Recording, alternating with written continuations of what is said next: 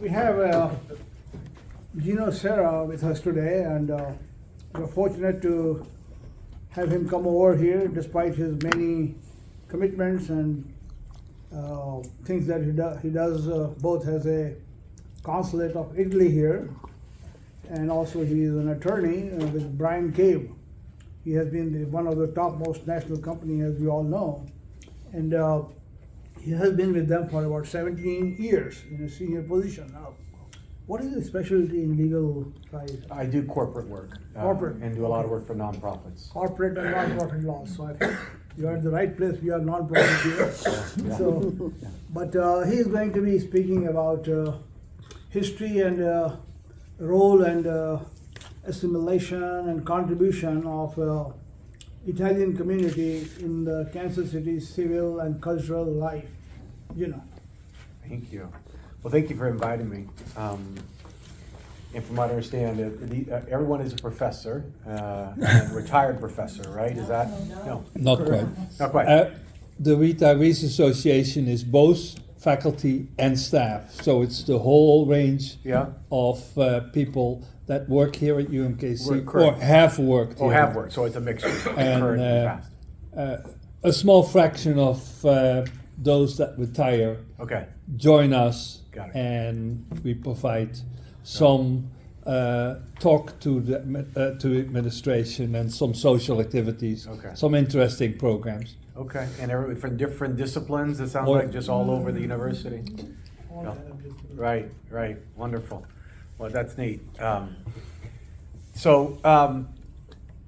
As mentioned, so I'm an attorney, that's my day job, but for purposes of this discussion, I think what's of interest is I'm the Vice Consul of Italy for this area, specifically Kansas and Western Missouri. There are vice consuls a little bit everywhere in the U.S., and our role is to assist the consul general. There are, I believe, 7 consul generals in the U.S. for Italy, who ultimately report back to the ambassador in D.C. Not all countries have that kind of a network, but it's really a manifestation of the size of the country. Going back to when it would be difficult to somebody to travel to Washington D.C. for their needs, the Italian citizens living in the U.S. So they created the consulate network, and even that was not sufficient. So you have to have the vice consul network to cover the vast distances.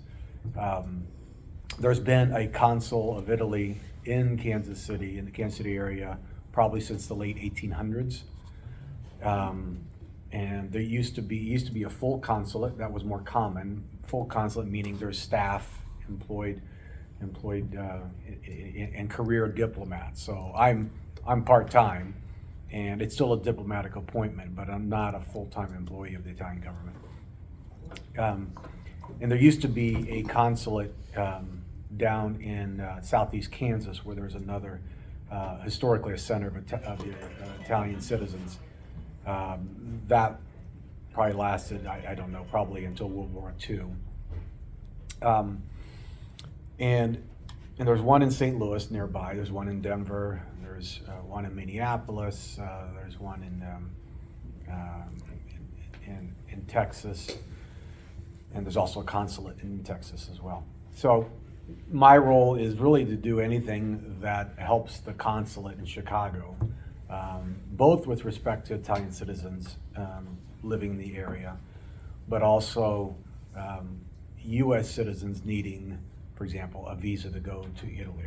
If you're a student, for example, you want to study in Italy, in order to avoid having to go to Chicago, you can come to me, and I'll review your application. I'll stamp with you the seal of the Italian government, sign it, and then they can send it into the consulate for processing with their passport. So there's things like that. There's a whole range of other things that pop up from time to time.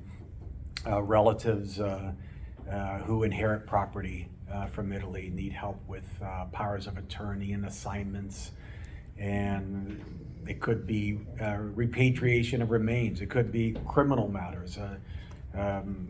That's rare, but it does happen. Somebody, an Italian citizen, gets himself in some trouble in the U.S., and they have a right under U.S. law to consular representation, know what their rights are. So I've been doing it since 2010, so 14 years. My dad was the Vice Consul of Italy for 40 years.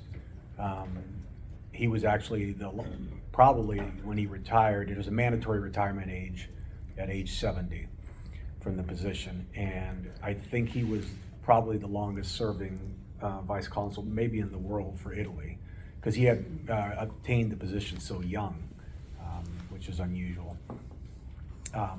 So I was fortunate to have him as a predecessor to teach me a little bit about how it works, because there's no guide. It's not like we're presented with a book saying, here's what it means to be a vice consul. You have to learn by doing. But it's been a fun position. Just to get to know people, get to know, it maintains a connection with Italy. Networking for my day job, it's really been helpful, because oftentimes if a business wants to set up operations in the U.S., they need both legal help, but they also need consulate help for getting their employees into the U.S. So that's my role, and I think, yes, and if there's any questions, please interrupt me. So because I think the Q&A format probably works better. Do you have an office here for that kind of purpose? It's my law office, and I have a seal that's in my office, the seal of Italy, and it actually has legal significance. So when I'm acting as vice consul in my office, there's legal status. I have diplomatic immunity when I'm acting as consul. So it's not just for show. Yeah. Do they require you to regularly revisit Italy to be aware of what current situations are? They don't require that, but in practice, I do go back quite a bit. I'm going back in May, sometimes for work, sometimes for just pleasure. But I think most consuls in the U.S. Are picked because they have a tie to Italy and they maintain that tie.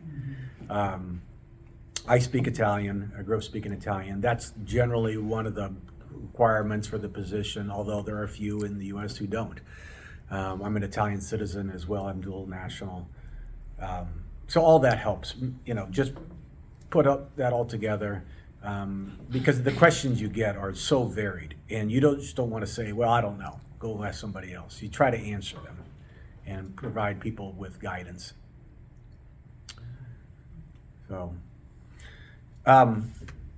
So I'll talk a little bit about the Italian community here. And please jump in, because you have a fellow Italian here. It's a long history. The Italian immigration goes back to the late 1800s in the U.S. There are things further back, but those will be like missionaries, things like that, and one-off. But the true immigration from Italy started in the late 1800s. It started it's mostly from southern Italy, at least this part of the country. Most, if you had to survey the Italian community here, both Italian citizen and Italian American, meaning maybe they have a grandparent that came over from Italy a couple generations ago. Mostly it's from southern Italy, and there's reasons for that. When it started in the late 1800s, there's a lot of poverty, and Italy became a country in the 1860s or 1870s, right? Something like that, right around that area.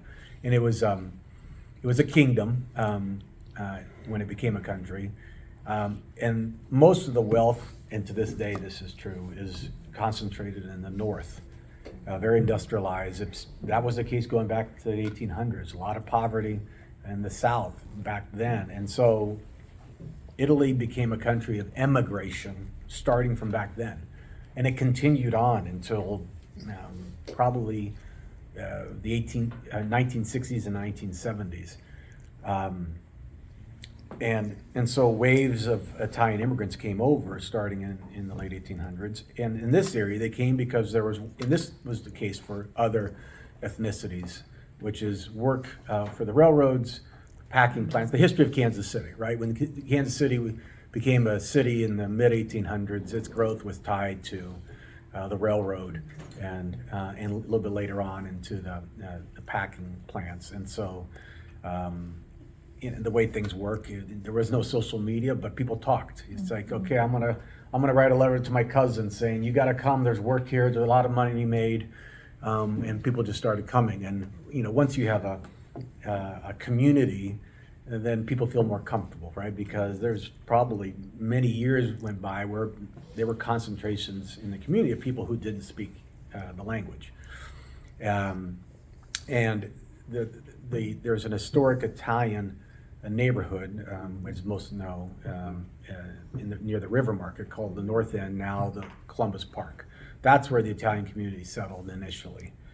The way it evolved was, it was a strong community probably until, let's say, the 1840s, something like that. And then the migration started happening to the Northeast. And that was accelerated when those highways came in. I mean, the Heart of America Bridge and that kind of cluster of highways down there literally just ripped through the Italian neighborhood there. And it wasn't all, and that was experienced in other cities in the United States too.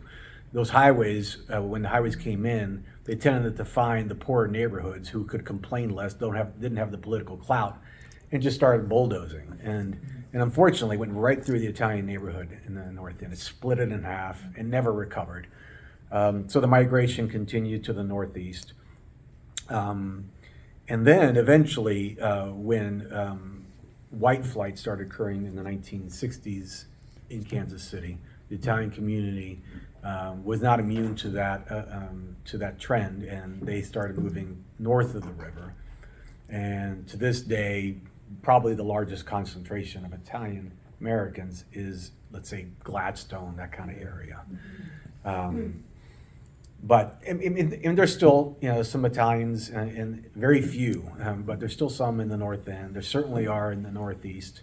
Every once in a while, I'll get a call saying, "Mom is she's not doing too well, and she needs to get her will in place." And it's an Italian citizen. It's been down in the North End since the 50s, and they're still there.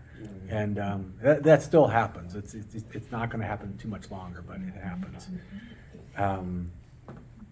So that's generally the history in Kansas City. And now, of course, Italians are a little bit everywhere, right? It's just, even those that were, are still in Gladstone, their kids are going, they're not going to be tied to just being Gladstone. They're going to go out to Overland Park or wherever. I mean, it's just, it's going to be spread out like any other ethnicity that's been here long enough, right? It's like saying, where is the Irish neighborhood in Kansas City? Well, it doesn't exist. There's a historical place, but now the Irish are everywhere, the Germans are everywhere, and it's usually tied to how long the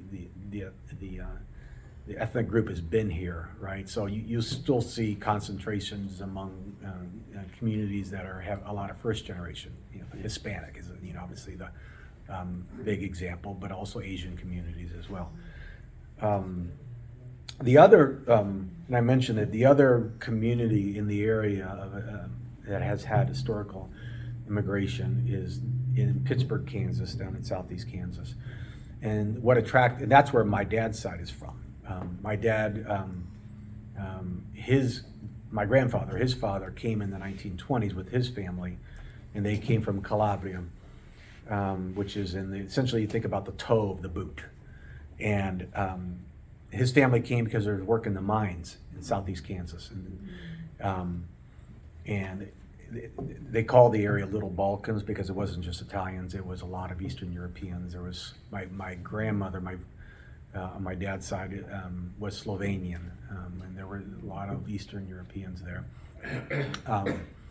And there's still a lot of Italians down there.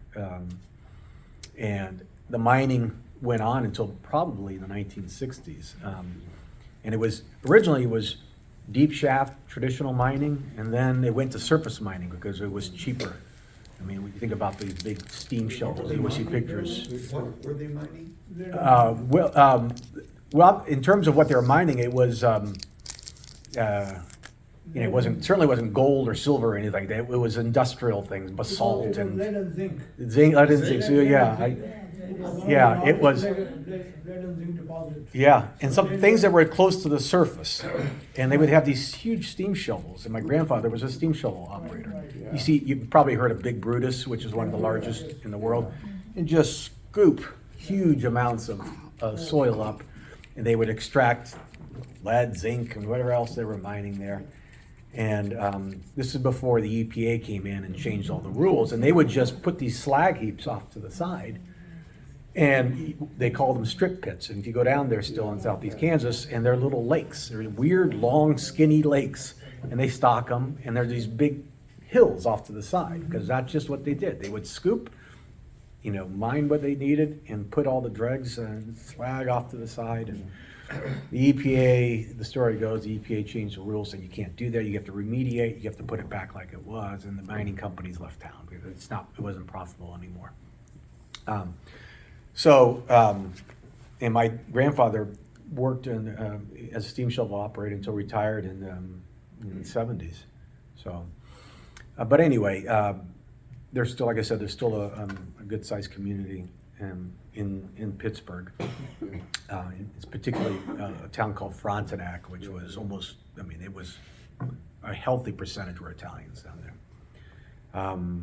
And they've produced quite a number of people who have done quite well up here in Kansas City. I don't know, MRI, who's all familiar with MRI? Mm-hmm. One of the longest serving CEOs was Jim Spigarelli. You remember his name? From Frontenac, Kansas, an Italian American, grew up with my father.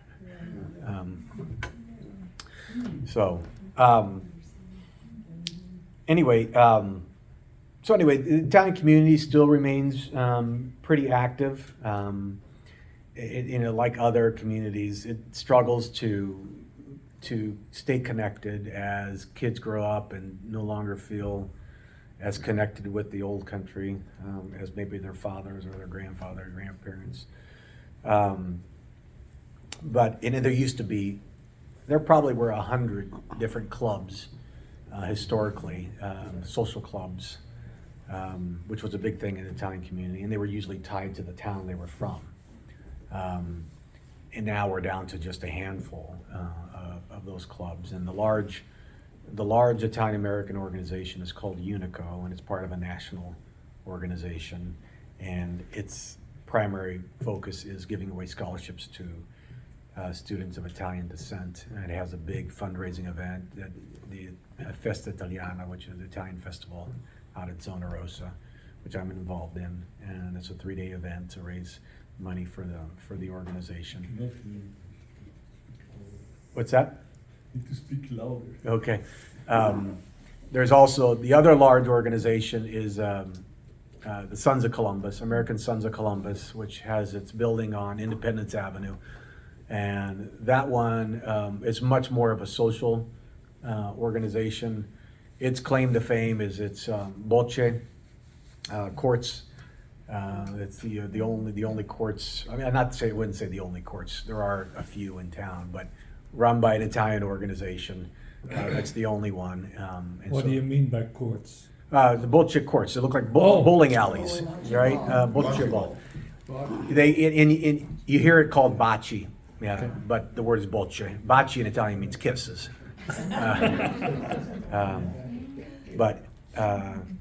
So that's what they have teams, and you go down there on a Thursday night, and it's filled with people in the indoor bocce courts. So Where is this? Independence Avenue. I'm not sure what the cross street would be, but it's on the south side of the street. Maybe right before you get to the historic Northeast. So if you're going down, at some point you take a left to go to the Mansion neighborhood. So right before that. I can't remember the cross street though. But it's got the Italian flag on it. And It seems to me that the Italian families, Yeah. at least when I was growing up, they were tight. I mean, I knew the Borellis and the Bonos, and they were very tight families, you know. And they are. There are. I mean, it's still occurring in up north where they kind of socialize just among themselves. It still occurs and intermarry. I mean, that was another big thing. I mean, you talk to somebody who grew up in the Italian community in those areas. Yeah. They're so intertwined, right? Right. And because they tended to just stick within their own community. Yeah.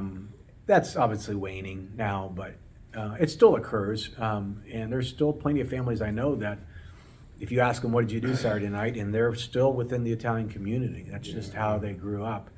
I didn't grow up that way, even though I grew up in Kansas City, because my dad was from the southeast part of Kansas and came here in the 1960s to go to law school at KU. He didn't grow up in that community. He came to know plenty of people in that community, especially through his role as vice consul. But he didn't grow up in that community, so he knew a lot of people, and he didn't limit himself to the Italian community. Yeah. So, and there are plenty of people who, if you didn't grow up in that community, even though you grew up in Kansas City, you felt a little bit like an outsider.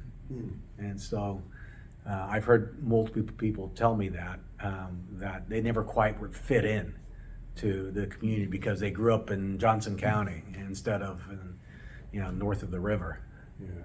Yeah. An example is, so the Privatera family that owns Mark One, very prominent Italian family in town.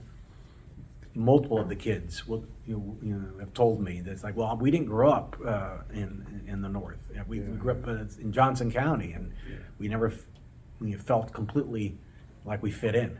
Right. So how are these communities in the north affected by the change in family size, which is clearly something from the large Roman Catholic families to birth control periods, and then now in probably a more American-sized typical family of 2 or 3 kids. Right. Yeah, I mean, the trend is much like any other Catholic-based, community, whether it's Irish or, German. It's certainly, you went from large families down to just a few kids. And it does affect. It used to be that these families would tell you, it's like there's kids that would grow up with, everybody seemed like they would be cousins, right? You just grew up with everybody, because you had these large families and they socialized with other large families, and everybody acted like they were just brothers and sisters and cousins, right? That's kind of going by the wayside. Again, it's not a community that's immune from that demographic shift. And I think that the idea of a large family in Italian, French, Spanish society, today it's a myth. Yeah. Why? Because the older Europe is getting old because its population is getting older. And there is no new blood. Most of the time in France, in Italy, families, there are only 1, maybe maximum 2 children. Why? Because they know that there's no job, there is no work, most of them will be future unemployed people, and it's not good. That's why you have so many people coming from other countries from the south. The most dramatic and tragic point is in France, where you have all the former colonies, people going up to the metropole. But in Italy today, I don't know, they have maybe 1.5, 1.4 child in the family, because they don't want to have more. And you can talk about, yes, in the 50s, in the 40s, Mussolini tried to push people to have many children, and they have the beautiful prize for the most numerous children family in Italy. So, but not any longer. Not any longer. This is the idea of Catholic and the Pope. No, it's over. The Pope is not saying anything anymore. The idea is that the idea of the many children may be in other civilizations, other countries, but not in Italy or Spain or France or Germany. No. Now I would like to say something about this idea of migration. I believe, this is my perception, the most beautiful word in English vocabulary is home. Home. And through home, you have the sentiment, the feeling of nostalgia. Nostalgia, what does it mean? The nostalgia is coming from the Greek, meaning nostos and algis. Nostos is the return, and algis is the pain, the suffering, the sorrow. And you can see here the idea of going back in the past or in space about what we left. I was born in Italy, and I was there for 8 years. We left in, my family left in 1959. I was not 9 years. I was born in 1950. I don't know if you understand what does mean 1950 in Italy. 5 years after World War II, and Italy was completely destroyed. Okay, was completely destroyed, and they were there just to try to repair and to rebuild the country. Now, we lived in the Apulia, in Lecce, close by, it's the hill of the boot. And the idea is that there were not too many opportunities. And my father, with the family, we left and we went to France. And my education, my complete education is French. And that's why when I speak English, I have this kind of Frenchy accent, more than the Italian one. But the idea of nostalgia is there. And you know what? My name, when I was born, on my birth certificate, they put Luigino. And why? Because my grandpa was Luigi, and I'm Luigi Jr. And in Italy, you have the diminutive of Luigino. Gino, I was Gino. For my mother, her entire life was Gino. But I must say something. When I arrived in France in the 60s, I was trying to hide my name, Italian name. And it was not my fault, because when I arrived there, you know, I went to Italy for 3 years, three grades, first, second, and third grade. And when I arrived in France, the principal of the school, I didn't speak a single word in French. And what he told me, you are not anymore Luigi, you are Louis. Louis. And still on my passport today, there is Louis. Okay. The idea is that, there was a first crisis in my identity. Am I Luigi, Luigino, Gino, Louis? And the fact is that when I was in France, I was 9 years old. I was going to start my 4th grade in Italy. Well, guess what happened when I went to France? The principal told me, you start everything from 1st grade. Yes, Felicia, just like that. You can imagine a big boy like me. I was big for my age. I was 9, and I went back to the 1st grade with the children of 6 years old. And all the people, the children, they laughed at me. They thought that I was mentally deficient. I was stupid. I accept all that. And then I understood something. first of all, I understood that I was not anymore in my country. I didn't speak anymore my language. In Italy, we used to say our ancestors, the Romans. In France, they say nos ancêtres, les Gaulois. And it was completely different. And 20 years before that, French and Italian were enemies in the World War II, right? And all that, I was 9 years old. I understood that all of a sudden.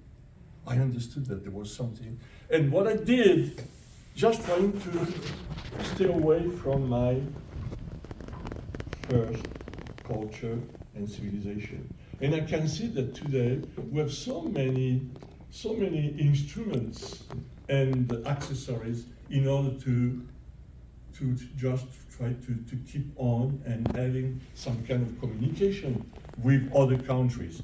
But I remember in the 70s, when I called my mother, every time for 10 minutes communication, it was $30, $35. Today, it's free. Messenger, WhatsApp, things like that. But it was so. And between France and Italy, there was really a big barrier. Even the customs. When you went from France to Italy, you stop at Ventimiglia, the border, and you need to get back with your all the luggage and go through the customs. And there they put the seal, they check your passport and everything. 1960, 1965, all that.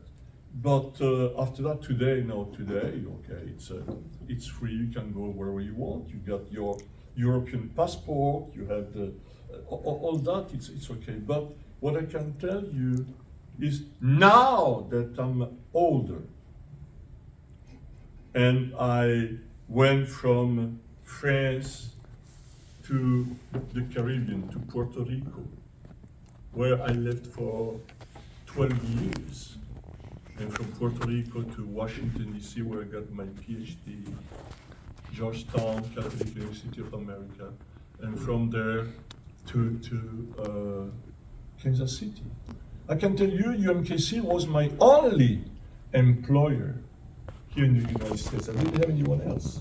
And it's something else that we have with migrants, at least the Italian one. His father, Gino, myself. We like to... Thank you for your fascinating narrative of your past. And maybe sometime we'll have you talk about yourself. Let's hear from him also. Yes, 1 second, please. 1 second. So the idea is that it's just like that, and we have the idea of stability. Gino, go ahead, please. Yeah. No, but thank you for that. Italy is a country of emigration. It historically has been, and it influences a lot. To the point where they have a low birth rate. And I think it's one of the lowest in Europe. And so they have an aging population so a small base of people paying the taxes to support what has traditionally been very generous social safety net in public pensions. And that doesn't work, right? You have to have a bigger base. And it's not a country that's too accommodating to immigration. Places like France and Germany have much more immigration than Italy. Italy can just be a place where people arrive and then they move to other parts of Europe because there's more opportunities for work, better social safety net. And so they've got a problem that's been occurring, and it's actually getting worse all the time. And there's still a mentality among the young people in Italy, whether it's fully correct or not, to say, look, there are opportunities abroad. And because of the EU, they're able to just move to Germany, and a lot have.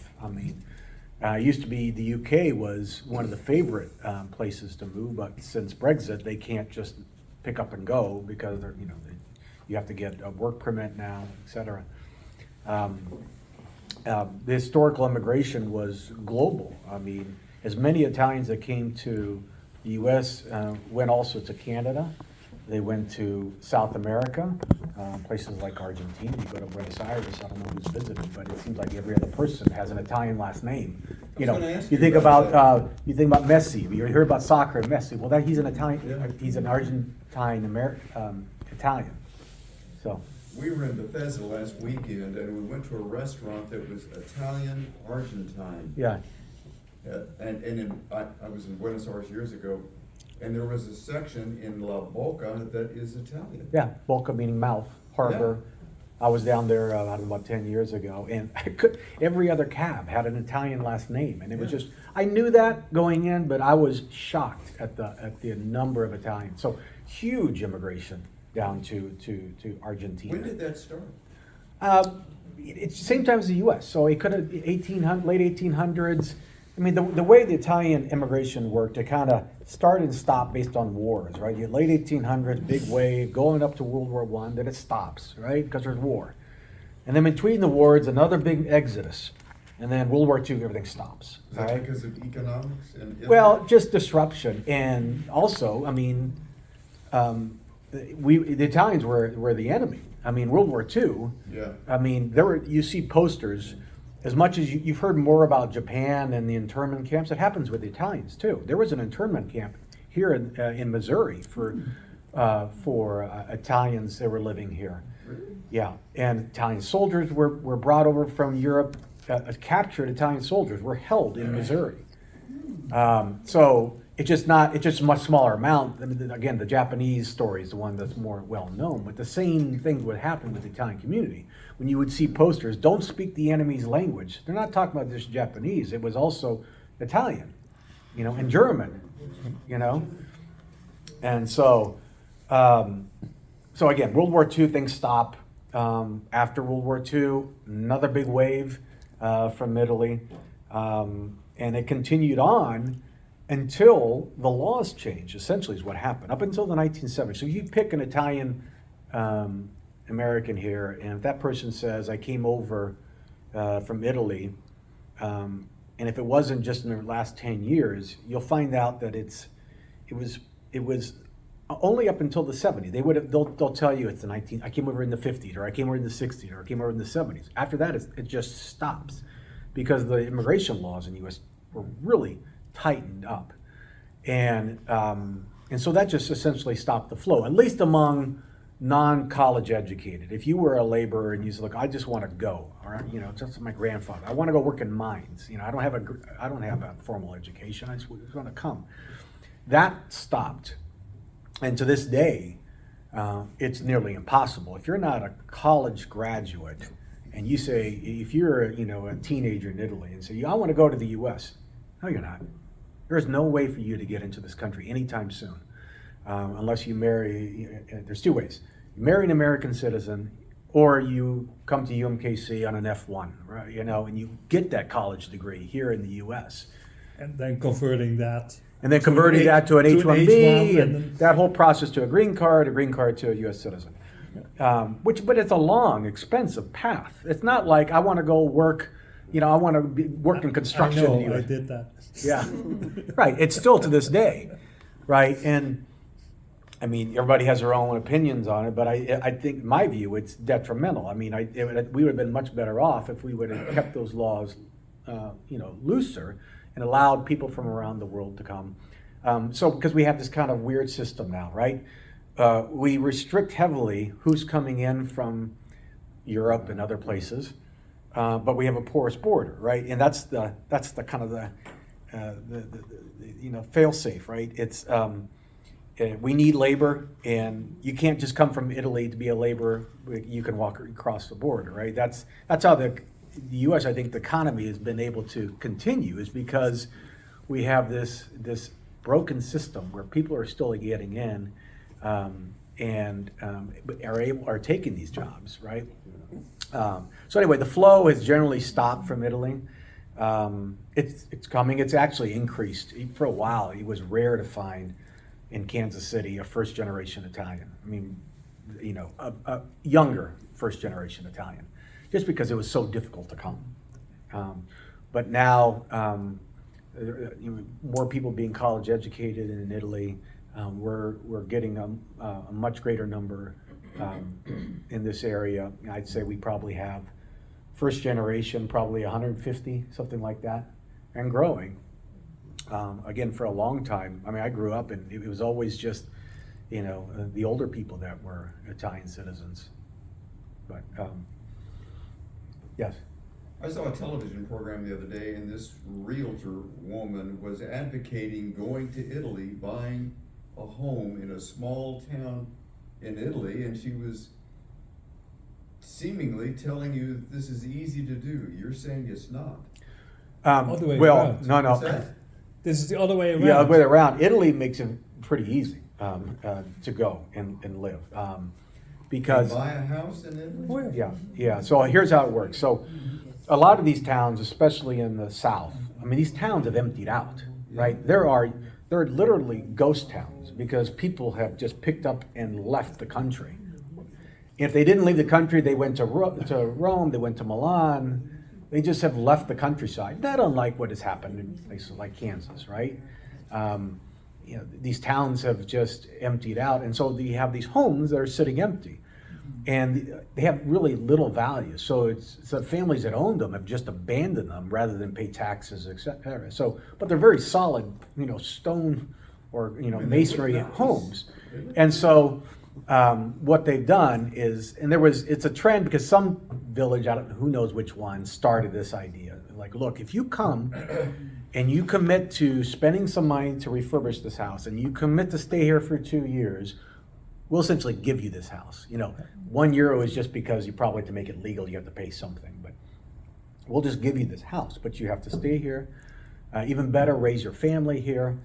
And so that trend continues. And they make it easy. There's special visas that if you buy property, you can get a visa, and you can come and go.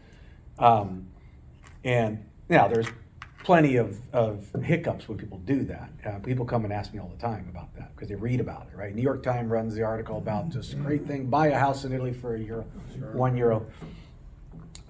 It's going to be expensive to refurbish the house. You're going to have a limited pool of contractors in those tiny villages. You're not going to speak the language for the most part. They're not going to be able to speak English. And you're going to be living here. It's 18 hours door to door, good chance, or longer, to get to that little village. How often are you going to go? And so you're trying to oversee construction, a large construction project from the US, not speaking the language. You can imagine, even the most well-intentioned contractor is probably going to get a little bit sideways on you. Costs are going to go up, things are not going to be done right. I mean, there's plenty of examples where it worked out, there's plenty of examples where it didn't. And so, and also these small villages are remote, It's like saying, you're getting this house in some part of western Kansas, It's like some of these towns don't even have a coffee shop, right? I mean, what are you going to do, right? You go in this little village and you're dreaming of Italy with coffee shops and, nightlife and everything, of restaurants. It's like there's nothing there, right? So you really have to want to just get off the grid and just live in a quiet neighborhood. And the nearest, if you want to go to, some larger town, you're driving for 2 or 3 hours. When you go back, where do you go and what do you do? So my close family is up north. My mom came in the 60s. You have relatives? Yes. So my dad, on vacation in Italy, met my mom when she was going to college in Venice. And so they decided to resettle here. But my mom's whole family lives in Italy. So my aunts and uncles and my cousins are all outside of a town called Vicenza, which is in the northeast, near Verona. One of my aunts did live here for a while. She was an Italian language professor at KU for many years before she moved back. So I tend to go up north just to visit family, but with my kids, I try to take them a little bit everywhere to discover the country. What city you go? Well, I lived in Milan, so that's one of them. So I worked in Milan in the 90s for about 4 years, and so still have a lot of friends there. So I tend to it's one of the places you naturally land, so I tend to go there, stay with, see some friends, and then maybe go to the east and see some family, and then go somewhere else and visit something I haven't. It's easy to move around in Italy. They have an incredible train system. I mean, just amazing. If you listen to Rick Steves and those kind of tour guys, they tell you their number one choice is Italy. Yeah, Italy has just been exploding with tourism, just absolutely off the charts. I think it's the number one, with maybe France right there, maybe Greece, but Italy consistently right at the tippy top for Americans. And to the point where the Italians are getting a little exhausted. It's kind of a double-edged sword, right? And the amount of money, I mean, it's one of the top industries, but these towns are getting inundated, right? They call it mass tourism in the US. In Italy, they call it, I think the translation would be wild tourism, turismo selvaggio. I mean, it's just kind of this idea of just huge hordes of people coming off cruise ships and just inundating a town. Venice is the perfect example. That's one you probably read about. It's just a small city, right? And so there's not a lot of room to spread out. And to the point where you now have to buy a ticket essentially to get into the city. Just they want to try and generate some revenue that they can use to address the situation. They've tried to work with the cruise operators to because you've seen these pictures where you have the St. Mark's Square and this massive cruise ship. Try to make them dock a little bit further away. They passed laws like you can't have a roller bag and use it at night because these poor people, a couple stories up at 6 a.m, where people are trying to get to their train, they hear these roller bags over the cobblestones and it knocks everybody out of the bed, right? Because you can just hear it from, a block away. It makes that distinct noise, incessant. So you can't have a roller bag. They actually give you tickets. If your family's going down the little alleyway to get to the train station and you're rolling your bag, they'll ticket you. So they, so again, double-edged sword. It certainly brings in needed revenue, especially from these smaller towns, but can't quite convince people to spread out, right? Because it's still the idea of, Rome, Florence, Venice, and then you go back to the U.S., right? People have got this idea, because a lot of times people, it's the first and maybe only time they go to Italy. And so what are you going to do? You got to see Rome, you got to see Venice, you want to go to Florence, and so those towns just get inundated, and trying to convince people to discover arts, because you can go into the other parts of Italy, even in high season, you're not seeing a whole lot of people. And most of the tourism you see is from other Europeans, people who have been there many times and are not necessarily interested in going to Rome in high season and dealing with all that. But it's just, there's a reason why it's at the top, just because, from a history point of view, it's endless, right? You could spend a lifetime, because the saying is it takes a lifetime to see Rome, let alone the whole country. And the country is, just because of the way it developed, a lot of city-states, they developed their own foods and their own language. Italy was a country where, their dialects, but they were so different that people from the north and the south wouldn't understand each other, right?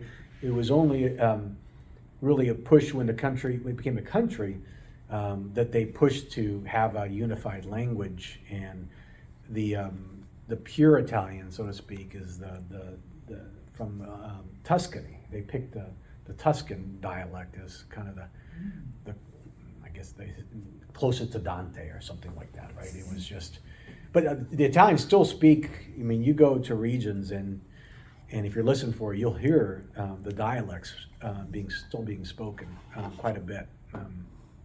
So the areas is just so varied, right? So, and that's the beauty of it. You move around and you go from one town to another, and the dishes will change, right? Yes. Yeah. Yes. Could you talk about some of the universities there, the names Bologna, Padua, they're all old institutions, and I believe they are offering all kind of programs and degrees and everything. You talked a little while ago about skilled workers who still have an opportunity to come here. Yeah.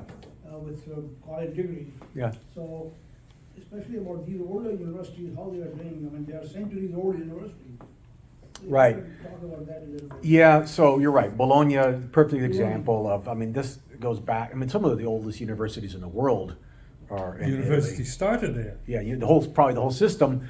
I think it was, let's say, if I had a hazard a guess, there's like a Jesuit history there, maybe, you know. It's the pest in Europe Yeah. killed off so many people that there was ample materials, Mhm. and so you got masters with their apprentices in the in what became a university system. Yeah, yeah. So Padua in English is another historic center.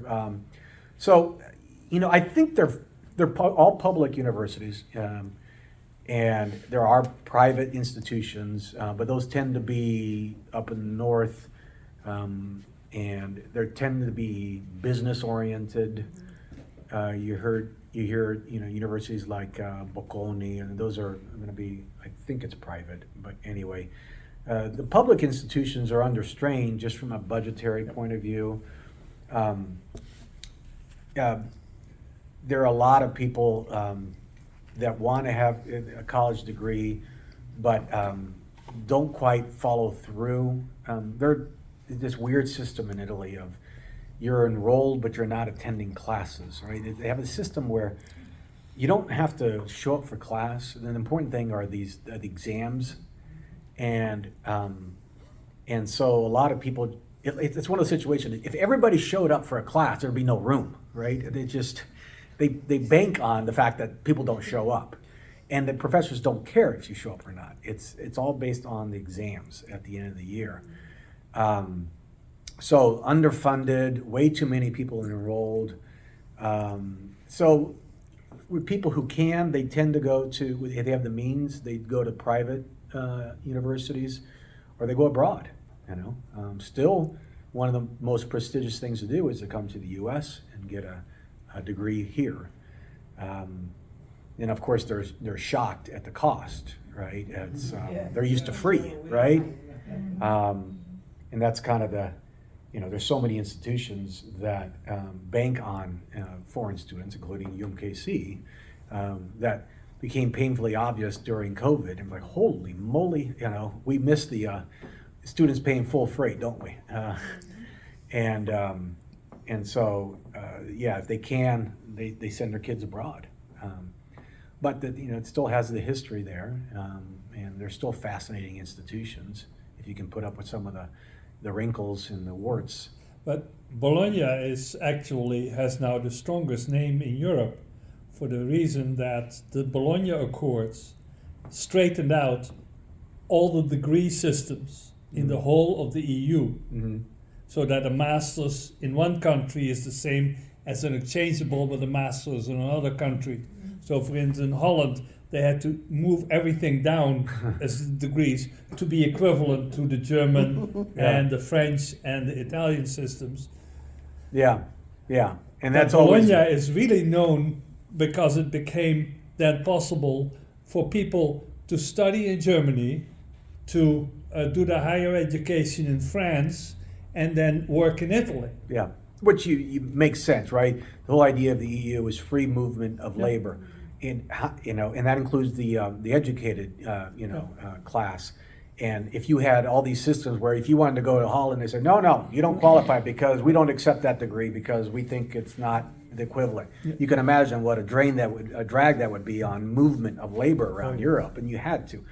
When people, it comes up all the time, where people, you know, get a degree here, or get a degree in Italy, and now they want to come here and they want to get some sort of certificate or recognition, become a lawyer, whatever it may be.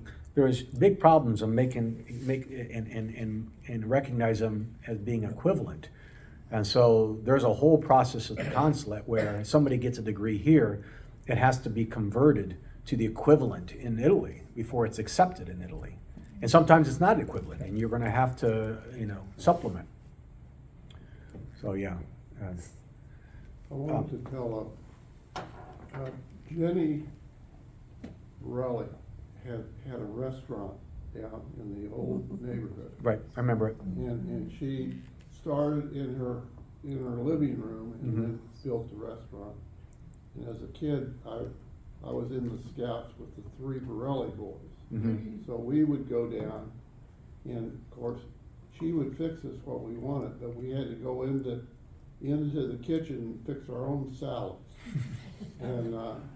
And she would go down to farmer's market and get her produce, buy it with cash, and everything was with cash. And of course, the Internal Revenue Service went crazy, you know.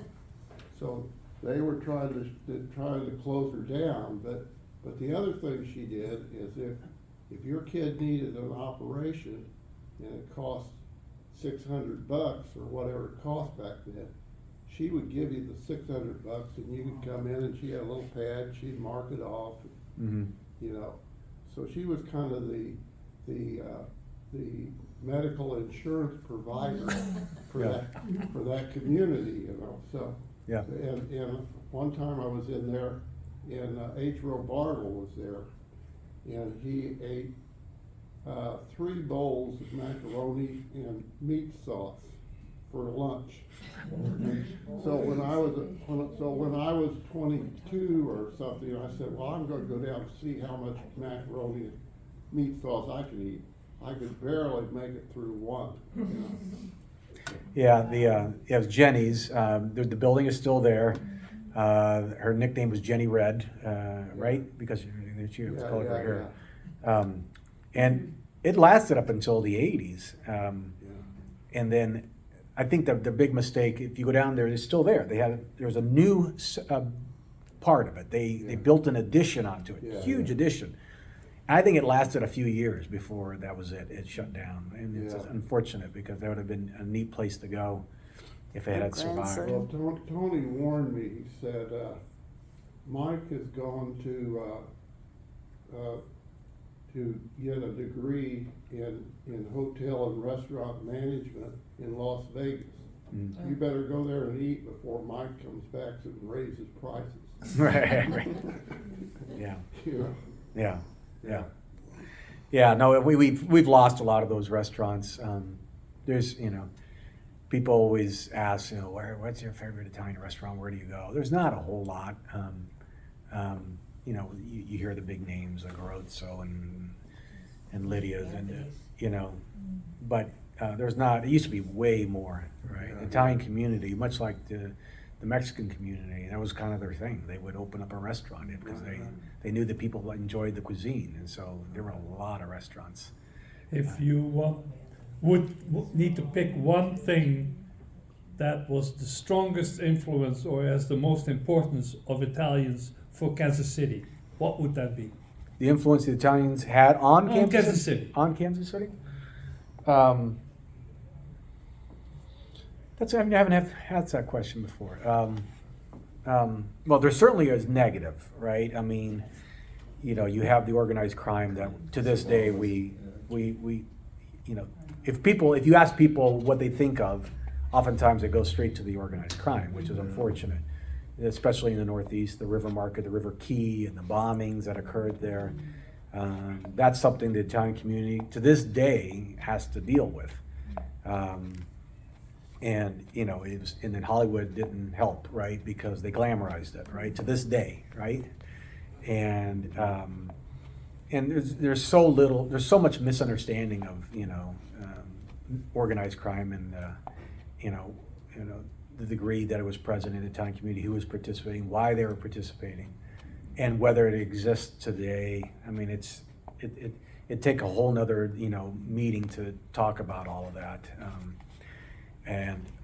So that's an unfortunate influence, is organized crime. It was something that was brought over, essentially. I mean, it was present in southern Italy, and what was probably something that developed naturally as a way to, provide protection and security to a community that was poor and didn't necessarily have the government presence, turned into obviously what it turned into.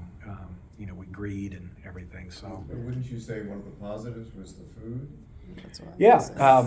So, I would say, if people, if you ask people, what do you think of the Italian community, and you get past the organized crime, it would be the food.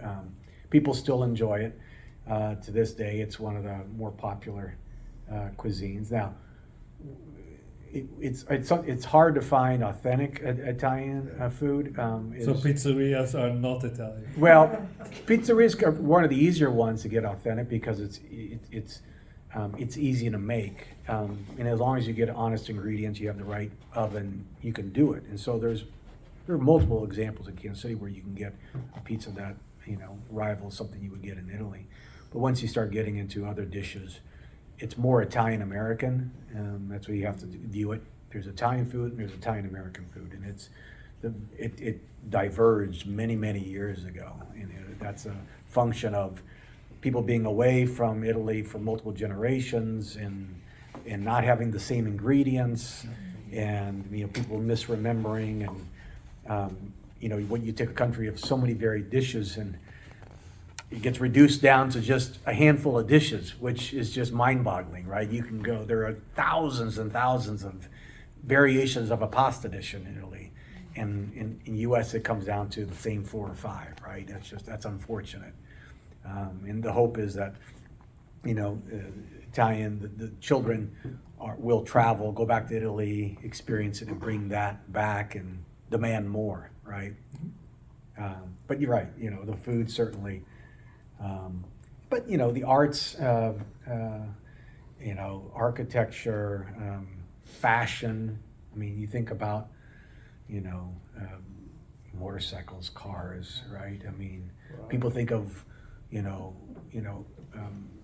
what comes out of Italy that is Ferrari and Fiat. Fiat and Maserati and something, So you have to kind of push people a little bit, to get beyond food and maybe the negatives, and think about, during your year, how much you've been touched by things that originated from Italy, whether, again, arts, music, fashion. Don't forget espresso. Espresso. Right. Yeah, I mean, Starbucks it's a strange history, and it's, because you talk to the founder, I don't remember what you talk, but somebody talks to the founder and he explains the history of Starbucks. He's like, I was in Milan and I went to the coffee shops and I loved it. And then I came back to Seattle and I started Starbucks. Well, a Starbucks coffee shop has nothing to do with a coffee shop in Italy. A coffee shop in Italy, well, first of all, with respect to coffee, that's a very quick thing, right? That's standing for the most part. You have your espresso, you're done in literally 2 minutes. And then, you may have a little, a sweet or something that goes with it. You may have a cappuccino, but it's still something very quick. There's no lingering involved. There's certainly no to-go cups to this day. But it's also a place where they sell a little bit of everything. It literally is like a quick trip, right? You can buy things off the shelf. Most of them have a bar. And they serve lunch, they'll serve dinner. It's a kind of a community gathering spot. And so what Howard Schultz, what he took away from the coffee shop and created Starbucks, it makes no sense, right? He had to have completely ignored everything he saw. Now, Starbucks is a copy of Pete's from the Bay Area. Okay. So, and he continues to bring back things that are just, for Italians, are just, boggles the mind. This whole idea of now they call oleato. He's taking olive oil and he's putting it in the coffee drinks. Where in Italian you say, well, do you put olive oil in your coffee? And they're like, what are you talking about? Right? That's crazy.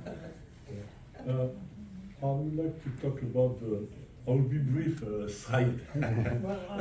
Maybe I'll keep an eye on the time now. It's 10:07. 1 second. I want to talk about the contribution, Italian contribution. Don't forget, please, that in terms of fashion, arts, soccer, but the idea is that we still have here, in these days, in the theaters here in the city, Kansas City, we have the movie called Cabrini, about Sister Frances Cabrini, she did a great job in the community service. One. And the other point is, do not forget that there was a lady called Maria Montessori, and we had all the structure, not only for the Montessori school, but for all the other schools that try to imitate this kind of approach to education, early education. This is very important, and I think that's what Yeah. we have, the Montessori school. Yeah. It's all the nets, Yeah. okay, What- regarding the earlier education. One of the long-term, dreams for the Italian community is to finally have a cultural center here, which we don't have. Other cities do, and it just takes money, of course, in finding the building, but it desperately needs it, right?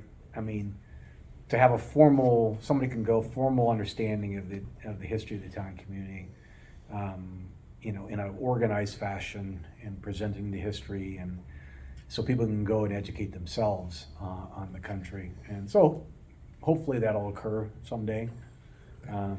Nothing soon, nothing concrete at least, but With that hopeful note, Gino, and I'm not talking about Luigi Gino, but Gino, thank you very much Yeah. for an interesting conversation. yeah.